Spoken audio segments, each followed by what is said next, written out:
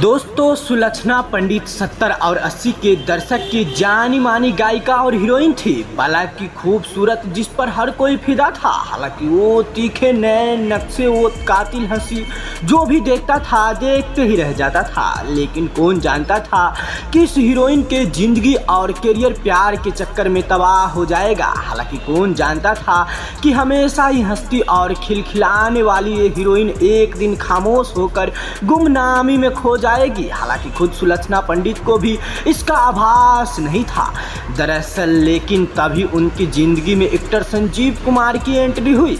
हालांकि सुलक्षणा संजीव कुमार के साथ फिल्म उलझन में काम कर रही थी और संजीव को देखते ही सुलक्षणा उन्होंने अपना दिल दे बैठी। हालांकि संजीव की झील सी आंखें और गंभीर स्वभाव सुलक्षणा को अपनी ओर आकर्षित कर रहा था।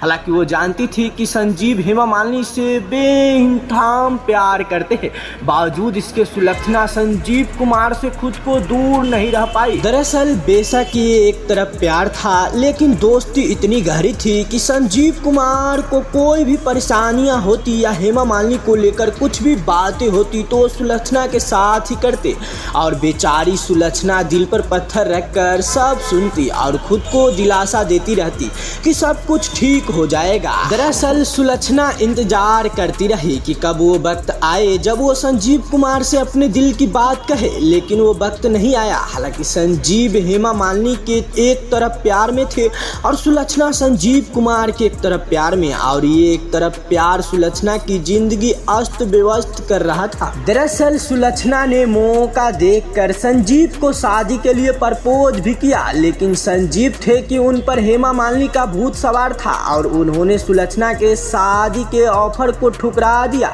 हालांकि हेमा मालिनी के प्यार में संजीव कुमार इतने अंधे हो गए थे कि सुलक्षणा की हो रही दुर्दशा को नहीं देख पा रहे थे। दरअसल संजीव कुमार के ठुकराए जाने के बाद तो जैसे सुलक्षणा की जिंदगी ही उड़ गई। हालांकि उन्होंने फिल्मों छोड़ दी, बाहरी दुनिया से नाता तोड़ लिया और अपनी मां के साथ मुंबई में ही एक फ्लैट में रहने लगी। लेकिन मां के साथ रहते हुए भी उनकी हालत में कोई सुधार नहीं हुआ। हालांकि धीरे धीरे सुलक्षणा पंडित डिप्रेशन में चली गई।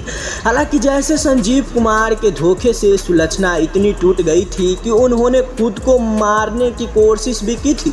हालांकि इसका खुलासा सुलक्षणा ने 1999 में दिए एक इंटरव्यू में किया था। दरअसल उन्होंने कहा था कि संजीव जी के चले जाने के बाद मैं डिप्रेशन में चली गई। मैंने लगभग खुद को खत्म ही कर लिया था, लेकिन भगवान की मर्जी थी कि मैं बच गई और आज भी मैं अपनी जिंदगी जी रही हूँ।